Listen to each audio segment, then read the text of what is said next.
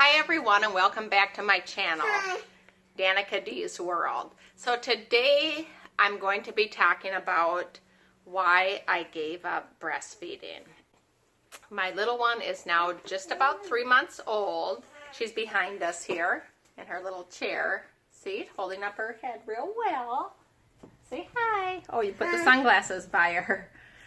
So there's a couple parts to my story. I stopped breastfeeding her at 2 months old. And the reason, like the main reason why, is because there's kind of two parts.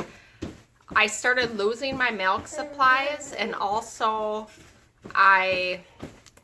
you jumping? I got an infection called mastitis, and I'm not going to go into detail about what that is. I'm sure a lot of people kind of already know what that is. Okay.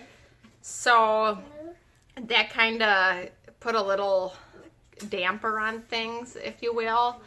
So I was working through that, and it was real painful then to feed. And she was, baby Bella was really good about, I'll try to get her in the frame here, was really good about latching on. My first one, Smoochie, she wasn't as, I don't know if it was just being a first-time mom and that, but she didn't latch on as quick as baby Bella did. But so I was like, when I had her, I was like, oh my God, it's going to go great. This is a way better experience. But lo and behold, I actually stopped feeding her where I fed Smoochie. I fed her up to 6 months, straight breast milk. So let's get into the story.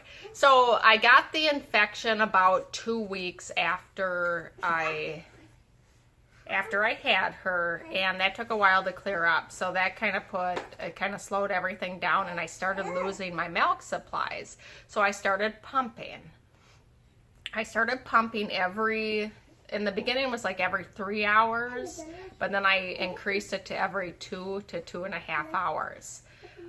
From there, I still kept in between, still kept trying to feed baby Bella, on the breast and that, but it hurt so bad, and the latch was not the greatest at that point because I had been bottle feeding her with the pumped milk and still trying to get her to latch. So all this took some time, and I was doing this at night too, pumping every 2 to 3 hours. So, and then with my 2.5-year-old at the time, it was really hard during the day to keep up with activities with her, and then to go and pump, and then to try to get her latch again. So that is the main reason. I mean, she's been gaining weight. The pediatrician said it's fine. So I'm glad I have a really supportive pediatrician. I know they, first she's like, breast milk is best, and to keep trying. And so I was kind of, when I went for her 2-month checkup, I stopped at 2 months. I was like, okay, now she's just straight formula. And I thought I was going to hear the wrath of the pediatrician and the nurses, but they were like, what happens? They still recommended that I keep trying. But it was so disappointing because when I would pump, that's one thing I forgot to add. When I was pumping, I was only getting half of an ounce or even less than that. So it was really frustrating. And I was pumping for 15 minutes and nothing was coming out. So I was combining the bags and all that, and it just got to be a little bit too much, a little too stressful. And I was like, okay, I was supplementing with the formula. So it was like, she's now formula fed, I didn't know. And then the pediatrician had asked me, well, how much formula, how much breast milk? I didn't even know at that point. And I think that might have been why my milk supply had went down, even though I kept trying to pump in between.